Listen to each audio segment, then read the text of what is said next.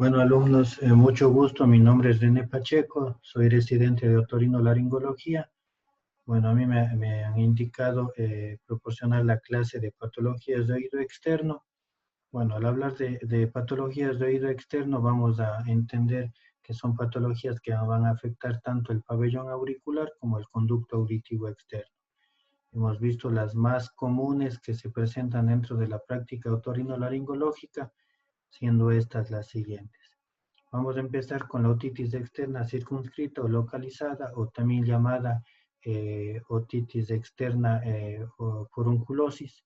Esta es una patología que va a afectar al tercio externo del conducto auditivo externo, justo donde que se encuentran los folículos pilosos. Estos folículos pilosos son los que van a estar albergando a las vibrisas. Estas vibrisas son las que van a proporcionar el mecanismo de defensa natural que tiene el conducto auditivo para defenderse del ingreso de microorganismos, de partículas, de bacterias hacia el conducto auditivo externo. Además de esto, el, esta patología, el agente etiológico que va a presentarse comúnmente va a ser el estafilococo aureus. Este microorganismo va a ingresar hacia la piel por distintas formas o maneras.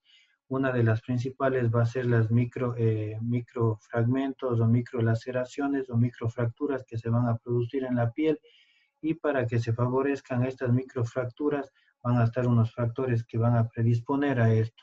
Dentro de estos vamos a tener el rascado excesivo, las maniobras de limpieza muy frecuentes, inadecuadas, los baños de inmersión, los traumatismos, el uso de prótesis muy prolongado, el aumento de la humedad local, que todos estos van a ocasionar una puerta de entrada para que el microorganismo ingrese y produzca el proceso infeccioso. Por otro lado, en cuanto a la clínica de esta patología, vamos a decir que primero va a iniciar con un proceso de ligero prurito en la zona del meato auditivo externo. Posteriormente, a medida de que evoluciona el cuadro infeccioso, se van a presentar un dolor que va a ir de menor a mayor intensidad. Además de esto, vamos a encontrar adenopatías satélites inflamatorias preauriculares y retroauriculares. La palpación del trago y la movilización del pabellón van a resultar dolorosos debido a que la piel que contiene a estos folículos pilosos van a estar muy cerca del pericondrio y el periósteo, y estos mismos van a presentar mayor cantidad de terminaciones nerviosas y por lo tanto el dolor va a ser intenso. Además, podemos diferenciar esta patología con otras patologías como la otitis externa difusa en dos signos o dos síntomas que van a ser importantes, como es la otorrea y la sensación de hipoacusia. En cuanto a la sensación de hipoacusia, debido a que en esta patología específica de la otitis externa localizada, no va a haber hipoacusia debido a que es solo una parte del conducto la que se inflama, por lo tanto la onda acústica puede ingresar y producirse la audición, a diferencia de la otitis externa difusa en la cual se produce una inflamación o un edema de todo el conducto auditivo externo, por lo tanto se ocluye la luz de este conducto y no puede ingresar la onda acústica y por lo tanto no va a haber audición en estos casos. En cuanto al diagnóstico, nos vamos a respaldar en la anamnesis y en el examen otoscópico. La anamnesis, por lo que el paciente nos refiere a alza térmica, malestar general, alguna alteración en el estado general. Además, en cuanto a la otoscopia, va a ser muy importante y a su vez también va a ser un poco complicado debido a que al estar inflamado o infectado la entrada del conducto auditivo externo, por donde va a ingresar el espéculo óptico, va a ser un poco doloroso para el paciente, pero es la necesidad de nosotros de explicarle al paciente la utilidad de esto y lo necesario de realizar el examen otoscópico, ya que de esta manera nosotros vamos a observar cómo se encuentra el conducto auditivo externo, si es que está inflamado, si es que solo es una parte o un tercio del conducto que está lesionado, y descartar con otra patología como la otitis externa difusa. Además de esto, vamos a poder observar las características de la membrana timpánica y de esta manera poder descartar de que se trate también de una otitis media aguda o crónica. En cuanto al tratamiento, nos vamos a respaldar de dos pilares fundamentales, el cual va a ser el uso de antibióticos o antisépticos locales y sistémicos. Locales, ¿por qué? Porque se trata de una infección o una inflamación de la piel, por lo tanto es muy necesario de que yo utilice corticoides, antisépticos, analgésicos locales y sistémicos para que haga su acción en contra de la bacteria de forma general. Para esto vamos a utilizar antibióticos como las cefalosporinas de primera generación a una dosis de 70 miligramos por kilo por día, repartidas en 4 tomas por 10 días. También podemos utilizar beta-lactámicos o en su caso en los pacientes alérgicos de las penicilinas macrólidos o en otra opción que podría ser la la ciprofloxacina, perdón. Además de esto, vamos a utilizar también analgésicos y antiinflamatorios orales para aliviar la sintomatología del paciente. Algo que es muy importante que se ha visto en la práctica diaria es el uso de los corticoides de depósito como la betametasona a una dosis por una ampolla intramuscular por una sola ocasión. Esto ha sido de gran ayuda para los pacientes ya que de esta manera, al ser un corticoide, un antiinflamatorio potente, produce un rápido alivio de las molestias que tienen los pacientes. Otra patología que es muy importante y muy común dentro de la práctica otorinolaringológica tenemos el hematoma, el otohematoma. Este otohematoma no es nada más que la acumulación de sangre y fluido seroso en el plano subpericóndrico auricular. Como sabemos, el pabellón auricular está localizado en una zona bastante vulnerable, bastante susceptible para que se produzca cualquier trauma, cualquier herida o cualquier laceración. Estos traumas o estas heridas se pueden producir por distintas formas, por un golpe directo contra el pabellón, contra el cráneo, o por traumatismos en algunos accidentes de tránsito o en peleas, especialmente en los boxeadores, o también se pueden presentar en pacientes que están encamados por mucho tiempo y que están acostados sobre un solo lado o sobre la oreja, que también se puede producir esta patología en estos pacientes. Como sabemos, el cartílago auricular se va a nutrir por el pericondrio, que es una capa fina que está unido al cartílago. En el momento que se produce un trauma o un golpe, se va a producir un desplazamiento o una separación de estas dos capas y por lo tanto se va a formar un espacio entre las dos y la consecuente acumulación de sangre o de líquido seroso en este espacio y el aumento del tamaño. Esto va por consecuencia a ocasionar la falta de nutrientes hacia el cartílago y por su posterior necrosis y posterior infección de la misma. El diagnóstico de esta patología va a ser simplemente con inspección. Nosotros vamos a observar un pabellón auricular aumentado de tamaño, una piel turgente, una piel caliente, una piel dolorosa al tacto, un paciente muy irritable, muy doloroso, con una sensación muy dolorosa al momento de movilizar el pabellón auricular. De igual manera nos va a ser de gran ayuda y muy importante la otoscopía. De esta manera nosotros vamos a observar cómo se encuentra el conducto auditivo externo, si es que existe alguna secreción, si es que existe algún aumento de tamaño. Vamos también a poder observar la membrana timpánica, ya que en estos casos puede producirse una perforación o un trauma de la membrana timpánica y al mismo tiempo una fractura o un desplazamiento de los huesecillos de la caja timpánica. El tratamiento de esta patología va a ser lo importante, lo que sea urgente. Vamos a tener nosotros que realizar la evacuación inmediata de la acumulación de sangre en este espacio superióstrico. Vamos a tener que realizar una punción con una aguja y una jeringa para realizar la succión y el drenaje de toda la acumulación de sangre que se encuentre en este espacio. De esta manera vamos a a producir de que se unan la capa del pericondrio y el cartílago y de esta manera se pueda restaurar la nutrición. Luego vamos a colocar un vendaje cefálico por 48 horas para posterior control. Además de esto vamos a tener que dar antiinflamatorios y antibióticos para evitar un proceso infeccioso. Vamos a utilizar de igual manera cefalosporinas o quinolonas o penicilinas o macrólidos. En ocasiones se va a presentar o podría presentarse el caso de que el momento de retirar el vendaje compresivo se observe una nueva acumulación de sangre en este espacio. En estos casos tenemos que realizar ya un drenaje quirúrgico.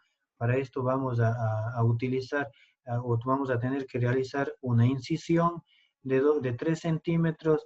Vamos a drenar, vamos a limpiar la zona donde que se encuentra la acumulación de la sangre, vamos a desinfectar y vamos a colocar un dren para que se siga eliminando la acumulación de sangre. Luego vamos a colocar de igual manera un vendaje compresivo por 48 horas más siguientes y vamos nuevamente a realizar el control hasta que se restaure la nutrición hacia el cartílago y evitar de que se necrose. De igual manera vamos a utilizar la antibiótico terapia y los antiinflamatorios, que van a ser de gran ayuda para una posterior recuperación de la nutrición del cartílago. Tenemos que recalcar también que una de las complicaciones principales del otohematoma va a ser la desfiguración que se va a producir en el pabellón auricular, lo que se va a conocer como oreja de coliflor u oreja de luchador, que esto va a ser la consecuencia de la no actuación a tiempo del drenaje del hematoma, ya que no se va a producir una restauración de la nutrición y por lo tanto se va a producir una necrosis del cartílago y se va a perder la anatomía del pabellón auricular. Y esto ya es algo irreversible que no se puede restaurar el tamaño, la forma del pabellón. Bien, otra patología importante, vamos a hablar de la pericondritis.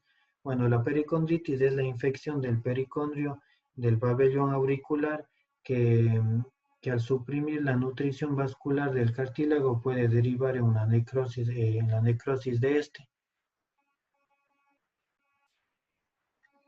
Bien, como su nombre lo dice, igual es una inflamación o una infección del pericondrio, por lo tanto va a estar presente las bacterias, pero estas bacterias igual necesitan una puerta de entrada, que generalmente es un trauma, ya sea por alguna cirugía anterior, por alguna mordedura, algún insecto, por alguna quemadura o colocación de algún piercing, que van a ser los sitios por donde que va a ingresar la bacteria, que especialmente en los adultos va a ser la Pseudomonas aeruginosa y en los niños va a ser el Staphylococcus aureus.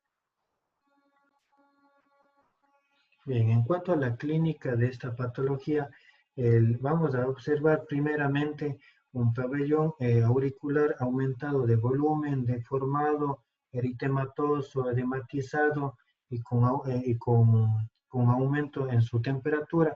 Va a estar cálido, caliente, turgente. También vamos a observar un derrame seropurulento, es subpericóndrico que puede despegar el pericondrio y producir igual la pérdida de los relieves normales, de las características normales del pabellón auricular. Vamos a observar igual o va a presentarse igual un dolor intenso en forma espontánea al tacto. Posteriormente va a aparecer una formación subcutánea que evidencia la presencia de un absceso. También vamos a observar zonas de piel que se descaman. También podemos observar, se van a presentar adenopatías cervicales dolorosas, fiebre. Se puede observar en ocasiones que el cartílago evoluciona hacia la destrucción con múltiples secuelas cicatrizales y deformaciones. En ocasiones también vamos a observar si es que no se trata oportunamente y va a producirse una celulitis cérvico-faciales severas.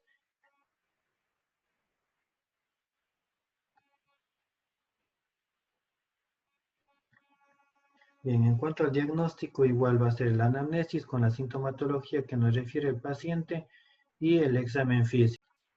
En cuanto al examen físico, vamos a observar que el pabellón auricular no, está aumentado de tamaño, está edematizado, en ocasiones puede supurar y podemos aquí de esta manera diferenciar en el caso de un otohematoma que en ocasiones se puede confundir, ya que en otros hematomas ligeros se va a aumentar ligeramente el tamaño del pabellón auricular como en la pericondritis, pero vamos a diferenciar las características, la coloración y las características de la secreción que se presenta en estos casos, que va a ser cero hemática, cero purulenta y que va a estar acumulada, al igual con descamación de la piel.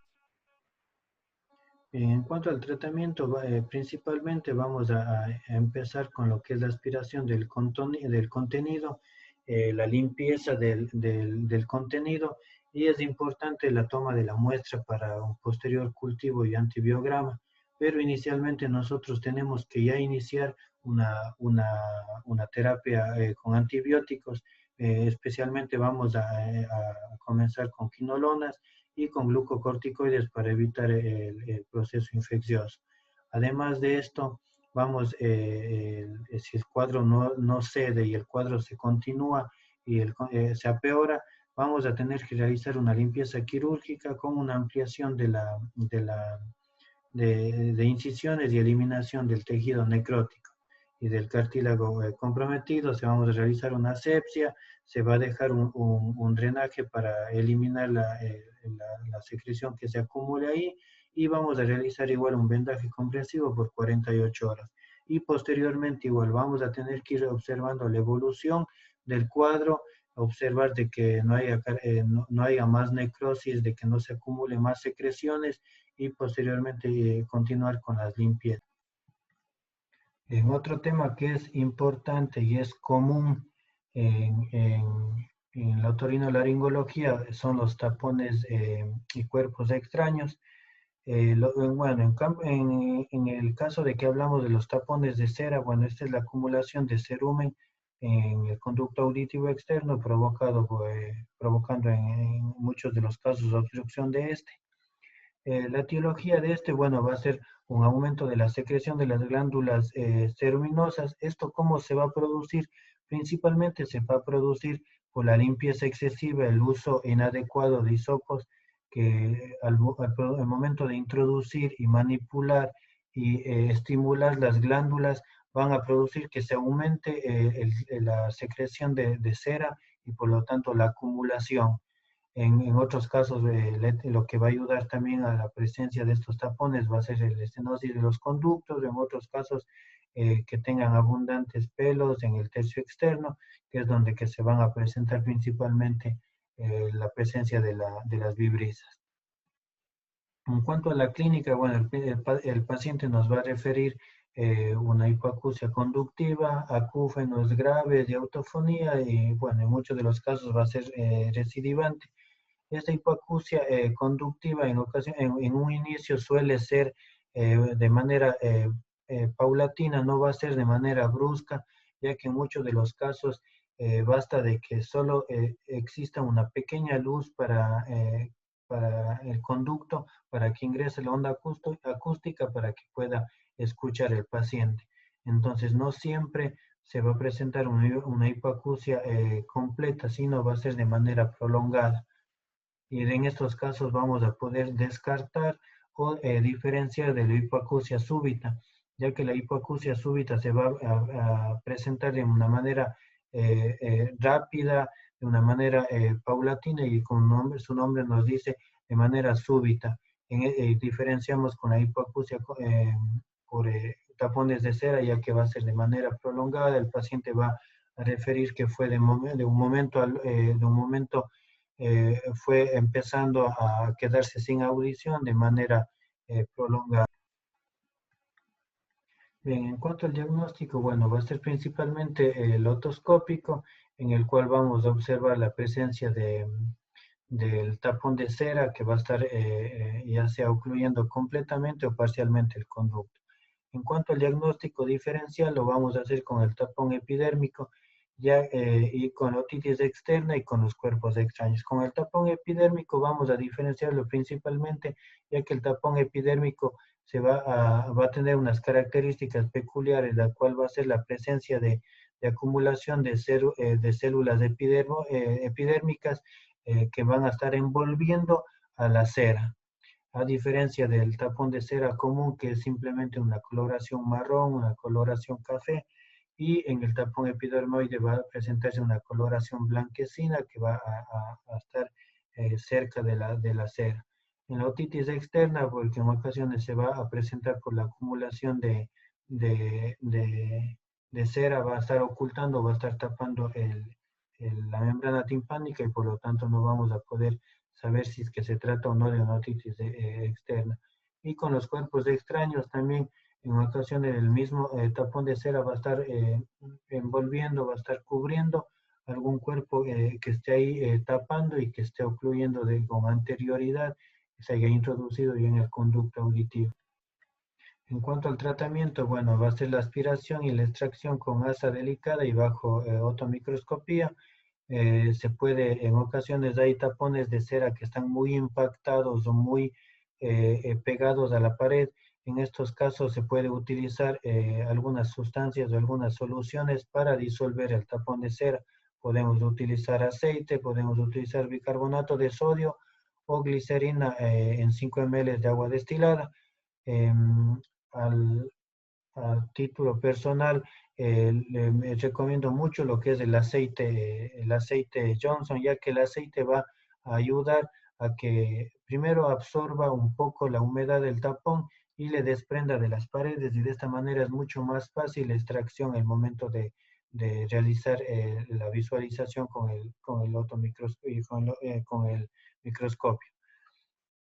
Otra opción, si es que no se logra realizar una limpieza o no se cuenta con el instrumental adecuado, es el lavado del oído.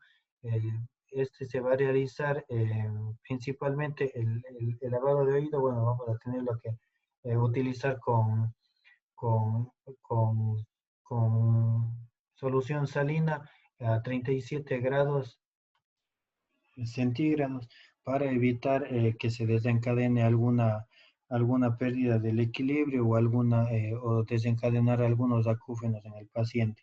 Vamos a iniciar a llenar en una jeringa con esta solución a esta temperatura que les mencioné. Vamos a traccionar el pabellón hacia arriba y hacia atrás. Luego vamos a dirigir un chorro hacia la parte hacia la pared supero posterior del conducto. De esta forma vamos a presionar de manera sostenida para que ingrese el agua y empuje desde adentro hacia afuera al tapón de cera, sin realizar una expulsión muy brusca del agua debido a que en ocasiones puede ocasionar dolores o puede ocasionar una perforación de la membrana timpánica. Bien, en cuanto a los cuerpos extraños que se van a presentar o se van a introducir en el conducto auditivo externo, vamos a tener que estos son la presencia de elementos no habituales dentro del conducto auditivo externo.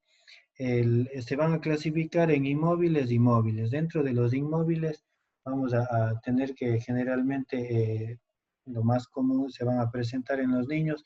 Vamos a tener el caso de papeles, perlitas, semillas, bolitas de tergopor, etcétera. Y en el caso de los móviles, bueno, estos van a ser ya móviles o vivos. Usualmente van a ser los insectos, que van a ser moscas, hormigas, etcétera.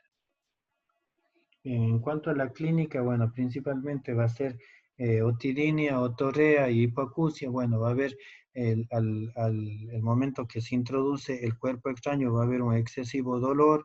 En ocasiones, cuando uno no se percata de la presencia de dicho cuerpo extraño, va a ocasionar posteriormente un proceso infeccioso, por lo tanto va a presentarse otorrea, en ocasiones puede presentarse otorragia y la consecuente hipoacusia debido a que hay algo que está ocluyendo la luz del conducto y por lo tanto no puede ingresar la onda acústica. En cuanto al diagnóstico, bueno, va a ser principalmente el diagnóstico va a ser otoscópico, en el cual vamos a poder observar la presencia del cuerpo extraño, las características, el tamaño y en qué momento, en qué lugar del conducto auditivo externo está y qué parte está comprometiendo. Algo que es importante recalcar es en el caso de la presencia de pilas, usualmente en los niños, las pilas de reloj, que cuando se introducen el momento las pilas vienen a absorber la humedad del conducto auditivo externo, se va a producir una disolución del plástico que ahí es el atión del anión y por lo tanto se va a producir una, una, un cambio de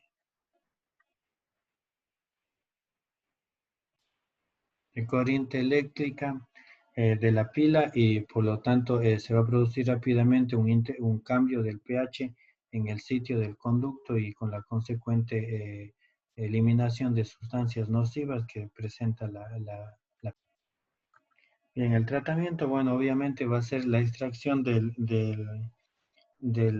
cuerpo extraño mediante un lavaje y si no se resuelve se debe intentar maniobras instrumentales, pero esto siempre va a ser adecuado que lo realice un especialista ya que existen muchos riesgos de que se produzca una perforación, una laceración o un trauma de la cavidad timpánica.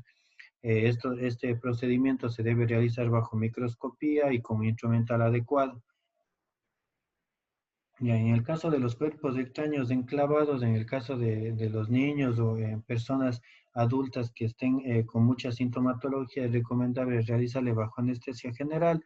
En muchos casos, cuando se presentan cuerpos extraños como semillas, se debe primero realizar una deshidratación con gotas de alcohol, ya que las semillas van a absorber la humedad del conducto y van a aumentar de tamaño.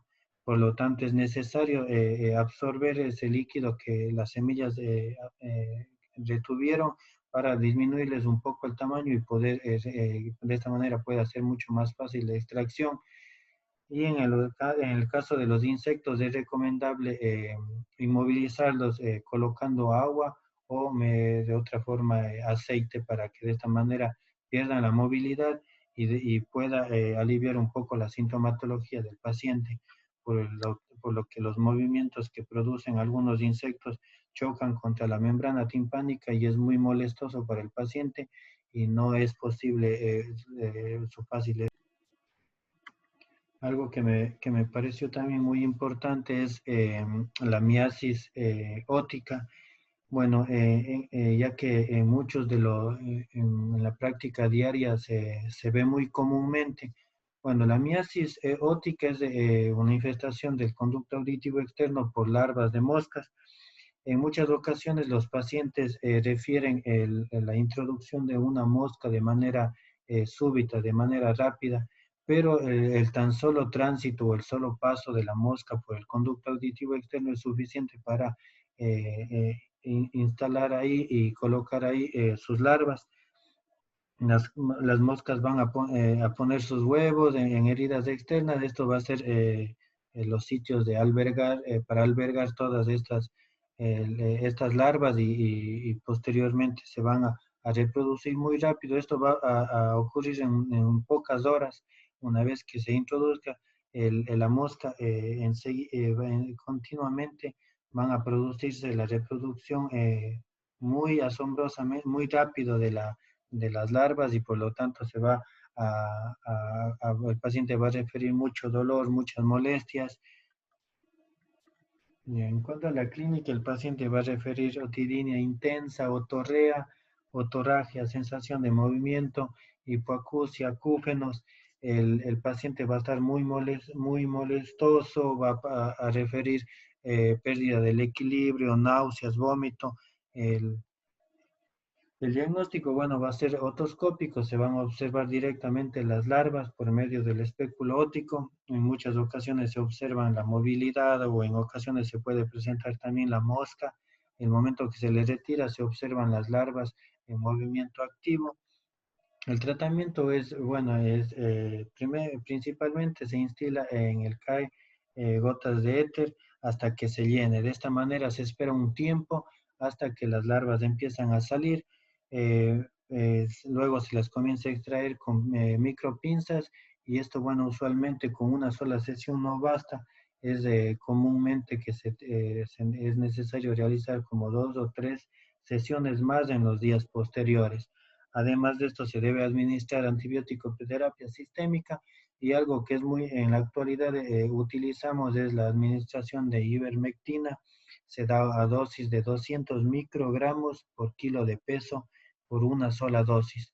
Es decir, en un paciente, por ejemplo, en un paciente de 70 kilogramos, vamos a administrar cerca de 14 miligramos, es decir, 2 comprimidos de ivermectina por una sola dosis. Lo que va a ayudar mucho también es la colocación de ácido bórico. Esto va a ayudar a neutralizar un poco, acidificar un poco el conducto y de esta manera evitar que se reproduzcan microorganismos. Bien, bueno, chicos, espero que les sirva de algo esta clase. Cualquier novedad, cualquier inquietud, estoy a las órdenes.